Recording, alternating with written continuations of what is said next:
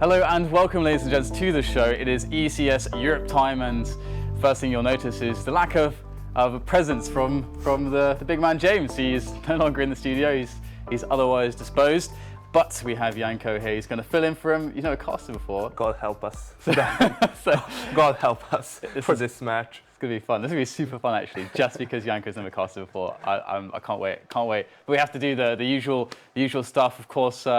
ECS, we've played a lot of matches so far. We've only got perhaps 4 days left, including today, of regular season play for the rankings before we go off into the playoffs. And once we're in the playoffs, things will get very, very interesting. And I think everything will close out towards the 27th. And if you missed any matches, if you want to see the rankings, or if you just want to catch some of the old VODs, of course, there's some great GT matches yesterday, which should be up there on csgoleague.com. You can find out all the information of the league over there at csgoleague.com. I know quite a few people were unsure as to where to go for the information, but there it is. I'm going to say it a third time, just see if you're super unsure, csgoleague.com.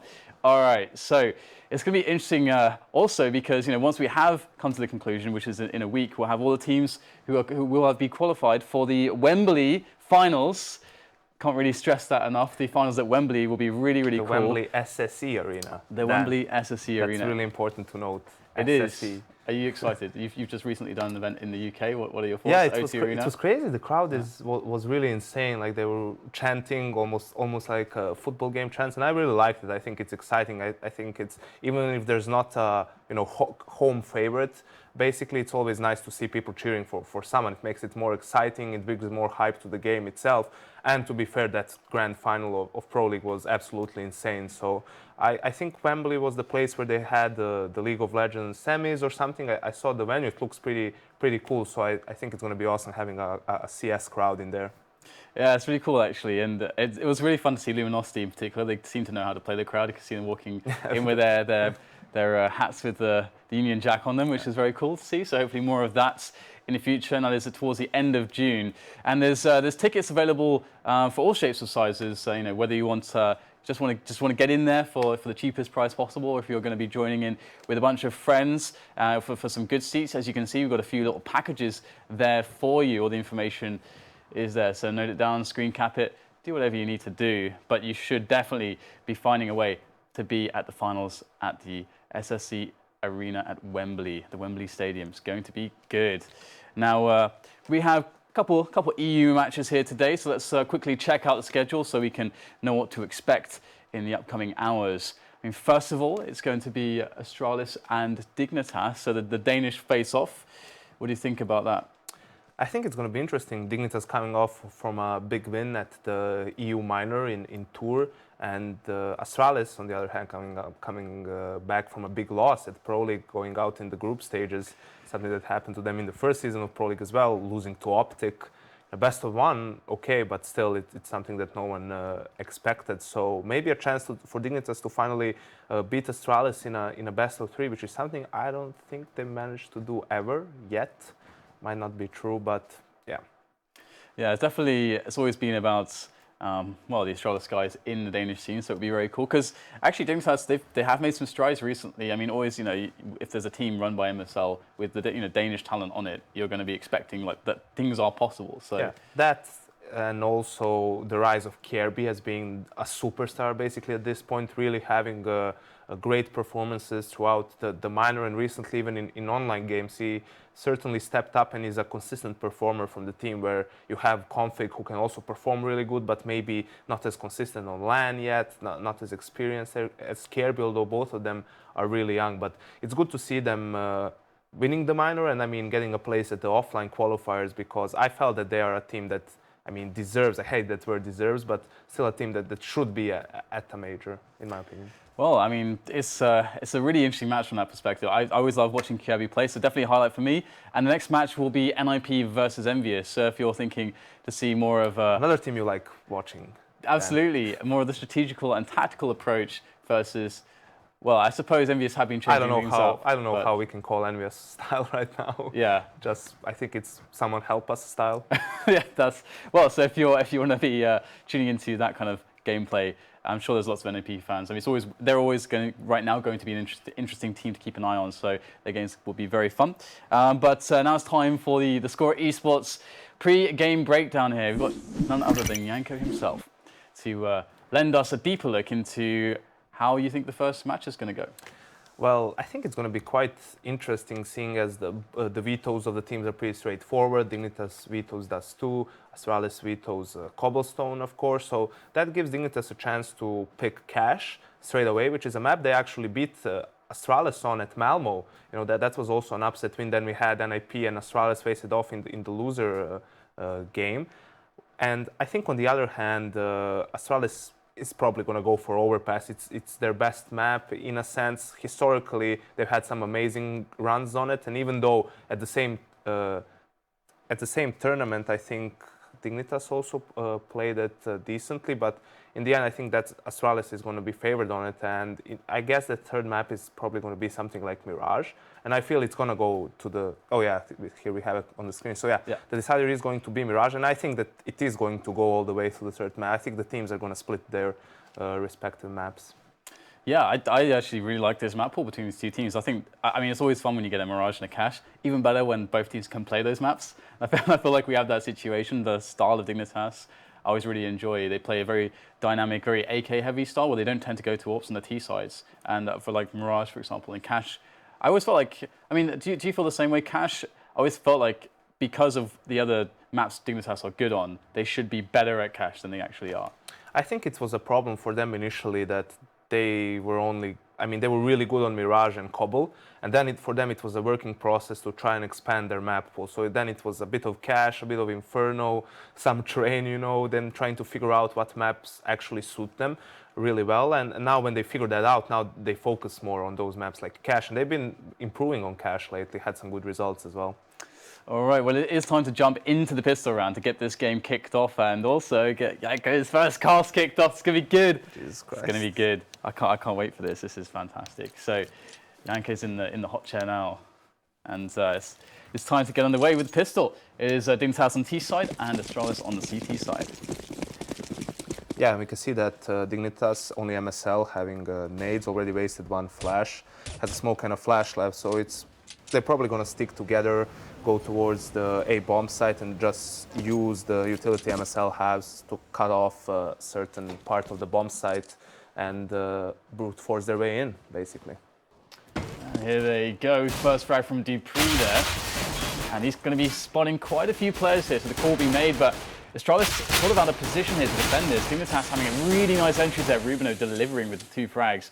And this is super scary for karrigan. He can save the day here, coming in with the flank. He's able to get something out of this. So far, though, it looks very difficult. Lots of damage done, but the round will be won pretty handily there by Dignitas after all is said and done. Yeah, and I think this is a good example of why pistol rounds are, why we call them random at times. This was Dignitas going in towards the A bomb site. MSL dies with one smoke and flash they have left, but still RUBINO hit some really good shots with the Glock. They get entrance into the bomb site, and even though Astralis had good people on the rotate, they just don't hit their shots with the USP initially, and then Glocks have the advantage close range. And now it's just time to see if Dignitas can pull off that money anti-force by slash anti-eco. It really depends, obviously. They don't know exactly what Astralis have done, whether they do go for like kind of a full save or whether they invest more. But we do get that very safe play into a long, the classic for this kind of a round. And Config will be cleaning up dupreeh there as well. So it looks like it's going all according to plan here. I mean, this looks like it's going to be a pretty straightforward round for Dignitas, but I don't understand this from teams, and Astralis isn't the only team who does this.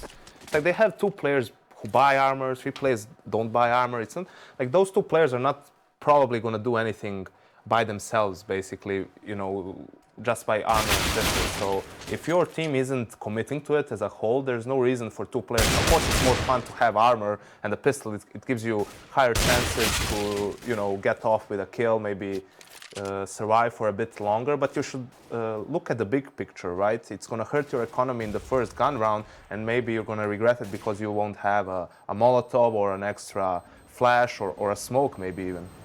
Yeah, it's quite funny the way that teams decide to do that. I mean, it's one of those situations where sometimes I feel like in CSGO, because of the nature of the pistols, teams, it's like harder to see the fact that it is in the long run is actually really bad, because it's very hard to actually look at the long run, because one match takes you know, what can be 30 rounds can be 45 minutes. Like this, and looking at a larger sample size is very hard in a game like this. So just the more kind of, well, just going with your gut more of the time with a lot of these plays. Let's buy that armor, let's buy that pistol.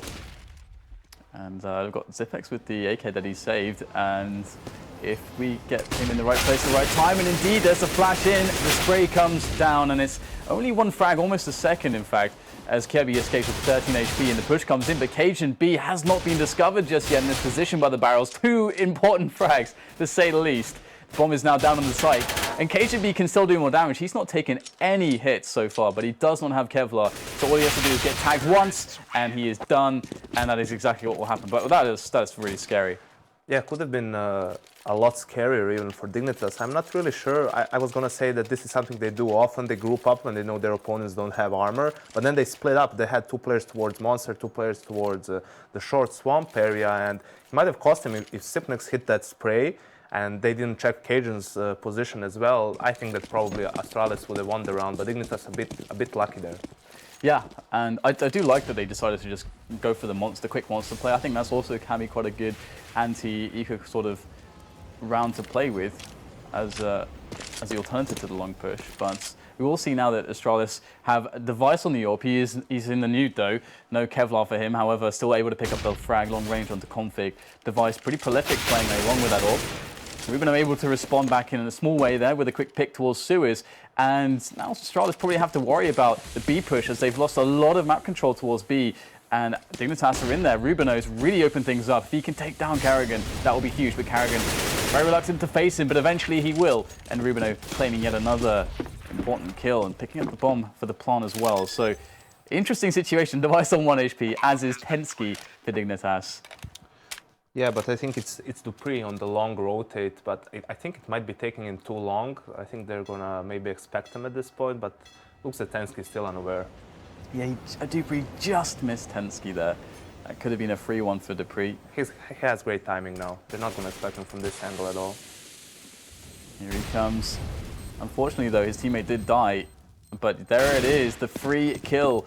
And this is interesting, dupreeh running for that kit, probably. There is a kit on the floor somewhere. And there's no time, he'll get the kill, but simply not able to defuse in time.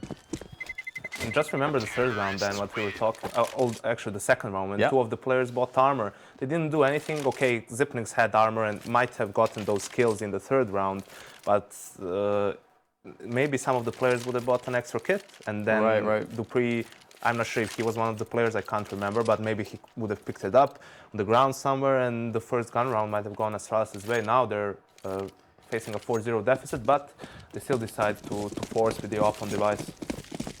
Indeed. And this is great here from Dignitas. It looks like they want to go for maybe either the set piece or a contact play into the B-bomb site. This is a really nice way to essentially remove the factor, the strongest point of Astralis' defense, which is device's AWP at the moment. And instead, they're just going to set up the set piece onto B. Zipex is close. He's really going to deliver here. There's the first kill.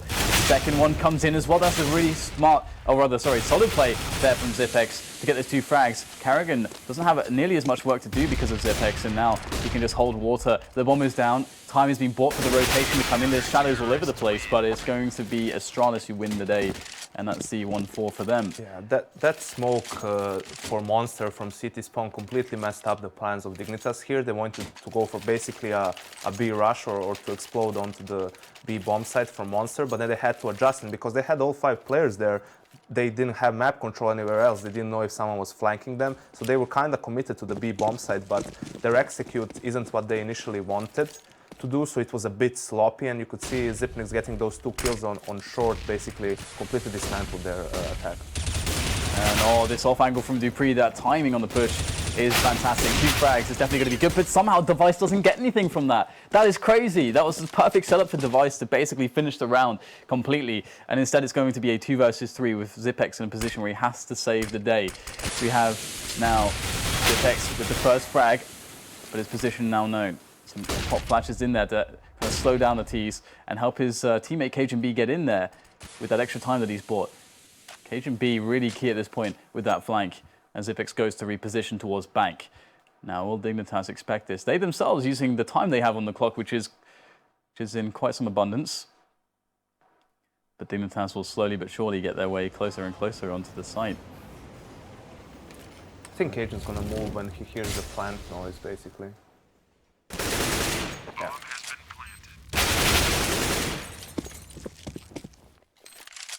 Kjærbye with 24 HP. I'm doing some play-by-play now and cajun gets it. Easy game, easy life. Dan, help me. Hey, you're doing a great job so far. And yeah, really nicely done there by cajunb. Able to secure the victory. It was not without cost though, and considering that Dignitas did get the bomb down, they certainly will not be letting up on the pressure anytime soon. I mean, they surely will go for the force buy here. And there you go. In comes the Tech 9. Will we get plural? Tech 9s. Boom. 2 Tech 9s at CZ, couple AKs. And with the kind of set pieces we've seen towards the B-bomb site, that is generally the most preferable round, I would say, from a setup like this. So we should expect a fast B setup. And ooh, Astralis going really fast as well, quite forward towards the A-long position and into connectors. So they have a fast rotation in the back of this. So this should be a potential here for them to be able to hold this by just stopping it from even getting into the site. And there it is, dupreeh by door, able to do some good damage, taking 1 frag before being Molotov back. And this is not going to plan for Dignitas. Really well played by the Astralis so far. Another nice couple kills. dupreeh is getting a lot done there towards the door. This is savage here for Dignitas. tenzki can't get the entry into B either, leaving Kjærbye, the superstar, versus 3. Yeah, you could see how Dignitas tried to adjust because they know that the monster smoke. Okay, Kjærbye gets the kill on cajun. I don't know why cajun decides to peek there. This is where maybe you see, you know, online play, players playing a bit more recklessly. Like, there's no reason for him to go for the information play. I think they even knew that Kjærbye has the bomb, so you just play the numbers, right? Why risk losing a duel to Kjærbye, who you know is an extremely skilled aimer as well, which makes it now harder for your teammates. You know, they are split up at this point. You can either decide to stick together or maybe split up. If you split up, if he gets a good guess, he gets to plant the bomb, and then you have to, you know, you don't know where he is and everything, but it seems he's gonna meet Zipex very soon. Yeah, you're right, like the 2 versus 1 versus the 3 versus 1 are like entirely different situations.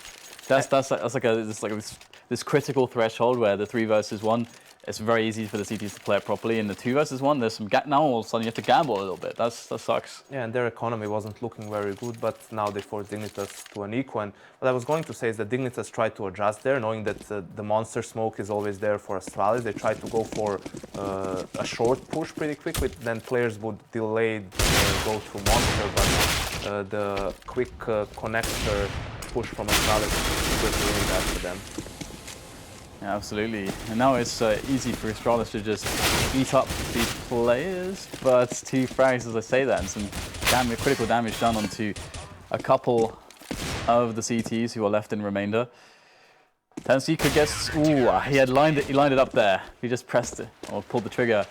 That could have been a nice little headshot there with the Deagle, but it's not to be. 4-4 is the score as we get the 4-buy for both teams. Neither team with a solid economy right now. I mean, Astralis is slowly but surely building some money, but it's still not really that great just yet. Yeah, it's also, you know, a bit of undisciplined play in those anti, because you just saw the money. They will have around 4K, a bit more to buy if they lose this round, but that's not optimal. They could have had more. They played a bit more disciplined. And Device going for the aggressive peaks. Ooh, there is a player rather close, but he's going to back away regardless. And not spotting anything just yet, really. So the info not going his way. And that's due to the fact that the flashes and so on of Dignitas kind of denied him an easy way to peek there safely. Yeah, that's probably the most important thing when it comes to Overpass T side. You need to have good nades, good flashes to force the op away, and even a rifle if it's there. And you see what they're doing now. They're denying device vision. They are getting control of long and toilets, and that will allow them, if they want to, go for a execute with smokes. And RUBINO just gets a lurk kill towards cajun on B. Perhaps cajun's being a bit of a leak for the team at the moment. We shall see. Oh, I think Device clicked there, but nothing happened. Nothing came out of the AWP. So, opportunity missed, and now he's getting quite close, but it's MSL to get taken down by Device. Finally, some damage done here by the CTs. dupreeh left on the bomb side.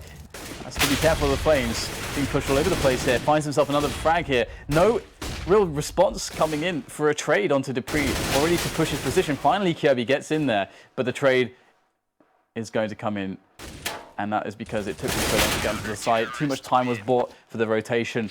And Dignitas will lose the round. It looked promising after the initial kill, but I mean, they decided to go for that A execute I was talking about, but they were missing a smoke between the Optimus and the plant box, basically, and RUBINO was the only one left with it, so I don't know if he was late because he was getting a kill towards B, or it seemed like that execute was a bit rushed. They still had a lot of time, they had a man advantage, so no reason to rush anything in that position, and that kind of a botched execute cost them an important round. Now they're back on a quasi-buy, and Device gets the first kill. It does indeed, and it's just easy pickings for him. In fact, the flank is coming in as well from dupreeh towards long, so no really for these players to go. They can't go in the front, in the right, or in the back. And easy round for Astralis. Astralis looked like they were having a very tough start, to be honest, and even the first few rounds that they won looked like they very well could have gone Dignitas' way. But it doesn't matter if you can't close the rounds in the end, and Astralis finally built some money. They got a good bank now to work with. And dupreeh's Reedtz, look, 13 kills, 3 assists, and 7 deaths. He is Reedtz. Nice, Dan. There we go, 2 MVPs, ruining everything. Yeah, I mean, now it gets much more difficult for Dignitas because they need to win 2 consecutive gun rounds to get Astralis and Nico, but Device switching his position and just slightly missing that shot.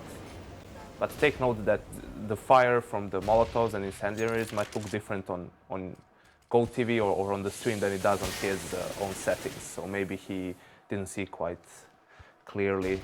I always have that feeling when I play Dan. Whenever there's a Molotov, I feel that everyone can see me from it, and I don't see anything at all, and I just get wrecked. Well, it's a cool little... somewhere else. Yeah, it's really cool to see how he's being quite dynamic and moving around with the orb. Oh dear. That was awkward. Yep. But he manages to get the kills. And this is, I mean, MSL in a 1v5, so that's really important on, not just on Overpass, but CT side in general, when you have, if you maybe have just one AWPer, is you want to move him around, right? You saw Device, he was first kill he got was on long, then he was moving around towards the fountain area to get picks towards mid, now they moved him over towards B, and what that does for you is you have the MSL, the in-game leader on the other side, he needs to keep guessing all the time. He can't be like, okay, we know Device is going to be on long with the AWP, let's do this to counter him. You know, you never know where he's going to be. Right now, he had a great idea. He just missed his initial shot, but finds a kill towards connector. And right now, it seems like Astralis is finding their groove, basically, on the CT side. Yeah, that power to move Device around, it cannot be underestimated, as you said. And Dignitas are moving in to play a bit of a default at the moment, just spreading out a couple of players on long. But again, your Device is not over there. He's actually sticking to playing short on B into the sewers at the moment. So I wonder if Dignitas will kind of spot this, and that is some key information, but it does also mean that Astralis to kind of essentially, let's say, play with, you know, the fact that Device is not on long. They've reinforced the defense there. They've got 3 players towards the A site defense, 2 towards toilets with the rifles. So very unexpected setup perhaps, because I don't think Astralis have showed this just yet. Although MSL will pick off karrigan in the open there for a 1 versus 1. Yeah. That's a slight mistake there by karrigan. You don't want to use that way because when they don't have like a really strong buy. You could see that they're left, before he died, they were left with 3 smokes and 2 flashes, I think. So you basically want to force them to use all of that. And you have still a lot of utility, so just gave away a kill there, basically. Yeah, and now Dignitas are deciding to make the move in, and we'll get the quick trade on the side defense. cajunb with the double. That's going to be good, but dupreeh, he really had to do something there to make this winnable. Although that said, it is Device left versus 3. I don't think he's been spotted yet from bank, so we'll have to see if he can, you know, use that up to strong effects. Here he is, first shot is going to connect here, so the element of surprise is going to work out. In fact, though, it feels like Dignitas did know that he was there, so maybe no surprise. But just 1 frag for him, and Dignitas finally swing around back in their favor, but their money is not really good, so it's kind of a scary position because Astralis can very realistically get the 10-5 if they win this round. Yeah, and a great round from tenzki. You wouldn't expect him to be the one getting the entry kills, but it's what he managed to do in the previous round. And another note on that, karrigan's position. If you want to go for something, then do it as a team, right? Do it with your teammate. Maybe he can flash you in, or you can push together. Like right here, he gets flashed in, gets a free kill on MSL. Yeah, that is hard times. tenzki is eyeing his way in there. tenzki's had some great performances in some of the ECS matches. We've seen him in previous. He's been quite impressive, actually, in the last few that they played, as well as RUBINO having some good entry work. And they're going to need all of that to defeat Astralis. Now Astralis just hanging out at the moment, just holding their positions. Bomb is down for Dignitas. They also holding their positions in this 4 versus 4. There is a lot of time to play with. Yeah, and this is where it gets a bit trickier for the CTs, right? They have the same number of people, but Zikna's going for a play. It is. It's a great play, Janko. Great play. Again, we come to, you're going for a solo play. Why not have a teammate help you out, or them trying to draw attention somewhere else? But it's not up to karrigan to defend the B bomb site. And here he goes by the barrels, can find a 3-1 and remove himself from that position. They're still obsessed with that position. I mean, the bomb is down there, so they have to reclaim it. Kjærbye will be the man to do so, eliminating karrigan in the process. dupreeh and Device coming in for the retake, and so far so good. dupreeh with a frag on the outset, as well as Device with a frag from up top with the AWP. And tenzki's really in a horrible position right now. With 15 seconds and Device, his presence looming over the top there with that AWP. tenzki has to go for the fake here, but he's going to get shot from the side. The setup is perfect for Astralis in the end. And the money is screwed now for Dignitas. If they had made a plant, maybe they could have potentially squeezed the buy out here, and that could have been a good play, but instead, oh, they're just going to go for the buy anyway. Oh. Yeah, not really sure about this one, because they're not pressuring Astralis' economy at all. And they could have just had a normal buy in the last round and go for a 9-6 half, which, is pretty decent. It's not that bad. But yeah, they're going to have 2 weak buys now. 2 weak buys. Well, perhaps they can get something done with them. You never know. Never know. In the game of Counter-Strike, Dan, yep, we saw that anything can happen. Just watch especially of Team Liquid's games. I was about to say, especially, I was going to be a little bit more ambiguous, but especially past midnight, Janko. It's a magical time when, well, either way, it's going to be the pistols are raining in. 1 frag for them. The trade is alive, though, for the CTs. And karrigan getting one through the smoke. That's the bomb down. Although they will lose Device to the flames. karrigan spinning around there. Great transfer coming in from the rifle play. And tenzki will try to get something out of that, but he cannot get it done. 9-5 there, so no bomb plant means that indeed it will be a shocking buy from Dignitas. Just beautiful play from karrigan in that round. Even after he gets the kills, he's fully flashed after he gets the kills through the smoke, but manages to hide in the smoke, move just enough so that the Dignitas players can't see him, and then gets an extra kill in all the commotion that was happening towards that A bomb site. And now Dignitas again on a weak buy, and they're forced to go for a basically fast B execute since they don't have a lot of utility anymore. Oh, here it is, the peak. Oh my goodness. Device gets straight up dinks right there. And he doesn't get a frag in return. That is pretty devastating. I thought he had a guaranteed frag, but no. Has to leave it to his teammates right now. He'll get it done with a CZ into safety as well as he gets the kill and can move behind the smoke. So pretty wily play there from Device. And he's going to be boosting dupreeh over the smoke. This is nice stuff. Ooh, there it is. dupreeh gets the information and can easily spray through the smoke to take down RUBINO, leaving Kjærbye alone. Interesting position from Kjærbye as well, to be honest. Is it actually an open plant, I wonder? This is a really cool setup. If it was a plant that was visible from that spot, it would be a cool setup. But 10-5, Janko, I can't help but feel like Dignitas really had the ability and the kind of playbook that would allow them to have a much better showing here on the T side. But they just felt like they didn't have that. I mean, there were a lot of close rounds. I mean, close, as we can see, a bunch of the rounds ended in elimination, not in defuses, so not that many plans for Dignitas. And definitely they would have wanted to do more after having a 4-0 start, only managing to win one gun round from that point on. But honestly, it was just Astralis playing really well on the CT side, going for different setups, Device being very mobile, managing to get early picks, or just forcing Dignitas to play maybe more methodical, slower, which would in the end allow Astralis to get some map information and rotate to the correct side of the map. Even in that last round you saw, because Astralis knows the Dignitas is on a weak buy, as soon as they see them on towards short and monster, everyone is free to rotate because they don't really have the ability to fake with such a weak buy. Well, it's time now for them to remedy perhaps some of the damage done in the first half. They could just secure that pistol win, all would be well, perhaps. They do have 3 players here, standing to attention towards B. Obviously, somewhat of a retake setup, actually. Quite a powerful one, considering that they have a headshot angle there with the boost. And in goes Astralis. Looks like they're going to just completely eliminate these positions with great use of grenades. That's really nice here from Astralis, I have to say. And the B side goes easily to them without having to frag anybody. But that was by the nature of the plan here for Dignitas. They're playing for that A retake, setting up positions. Now they're going to go for the push back in, but dupreeh in jungle, easy frags there, and rip Dignitas, surely. I mean, great execute there from Astralis. Kind of weird that Dignitas players didn't expect. Wow. All right. Okay. Take it over then. Okay then. I don't think anything else is going to happen. Yeah, It looks like he's going to back away, But yeah, kind of weird that they didn't expect someone to be in that jungle position, especially with the smoke falling there.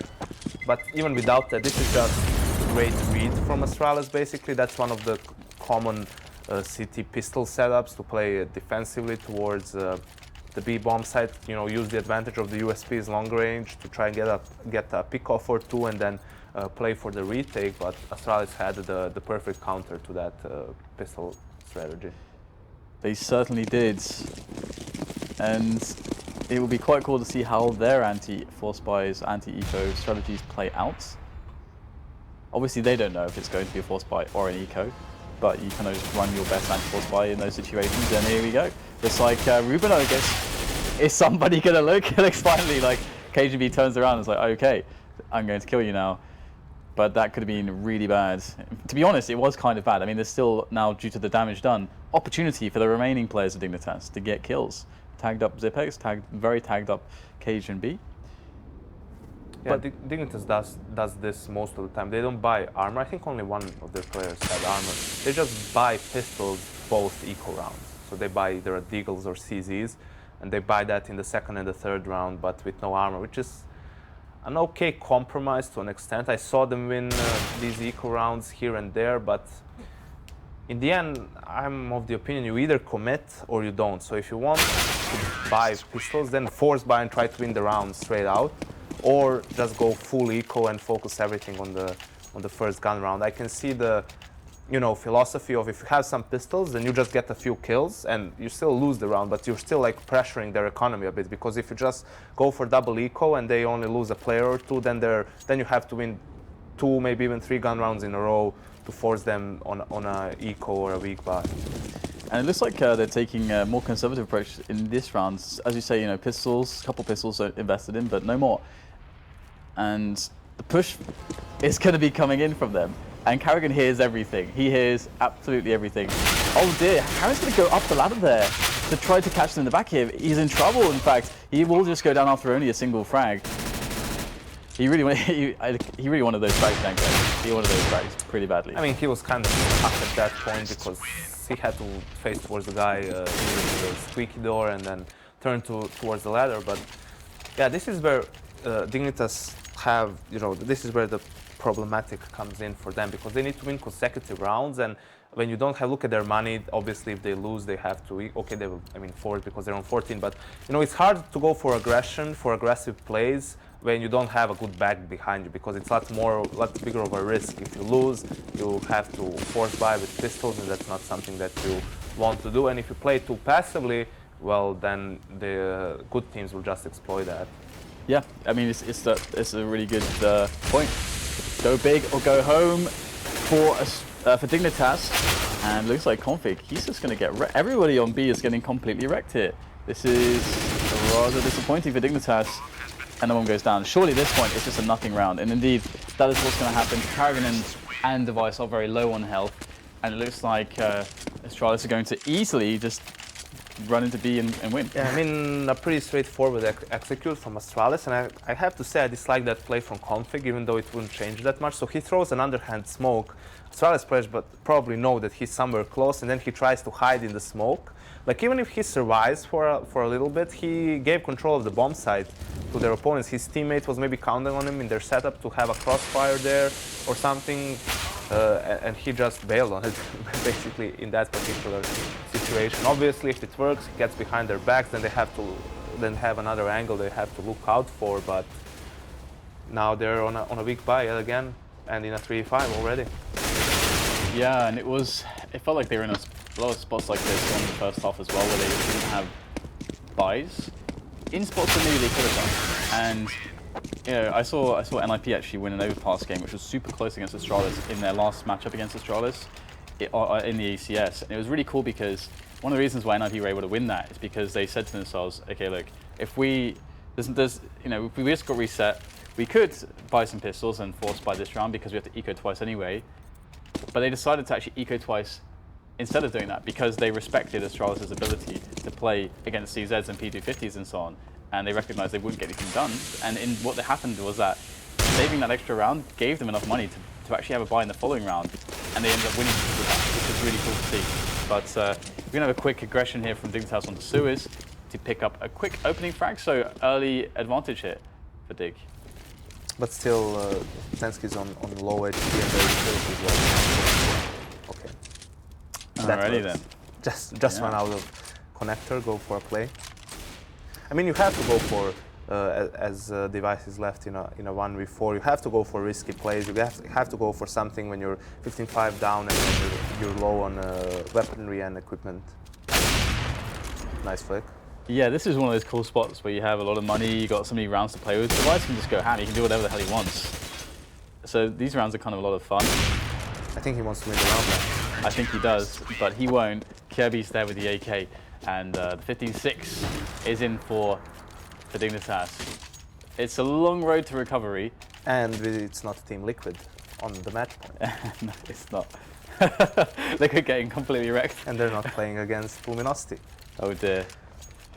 But yeah, you can see that Config seems to be having a really quiet game, so to speak. Then, while you know, on the other hand, it's dupreeh dominating pretty much with 26 kills.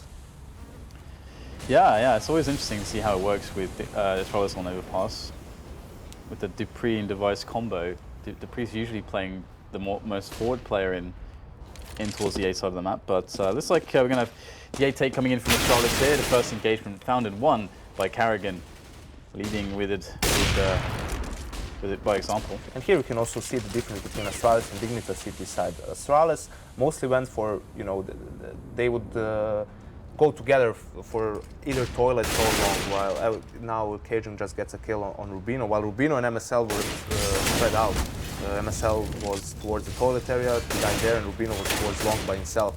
You have like small chances to be able to hold a push from the T's by yourself, so that's why you see CTs mostly grouping and then trying to clear that area of the map, let's say long, give away control of toilets, and then just refocus on that part of the map once they know that there's no one coming from long. Right, and in this situation here, Dignitas are in a lot of trouble because the frags won early. And it's Kjærbye who was able to take down, I think it was karrigan initially, that made things a little bit easier, but the rotation comes in towards B. Astralis has done this perfectly. And it is easier to retake the B than the A site, but still, Astralis, another kill before the bomb goes down, and now things get really awkward here for Dignitas. They may be staring defeat in the face as there it is indeed. It's closed out 16-6, so very fast affair despite a good start. All things considered, a very strong start for Dignitas. 4 rounds in a row. They're looking really good, but then it fell apart. I mean, they were basically beaten 16-2 if you want to neglect the first 4 rounds that happened, and they only managed to win. 16-6 was the final score. They only managed to win 3 gun rounds in all of the game, pretty dominated by Astralis.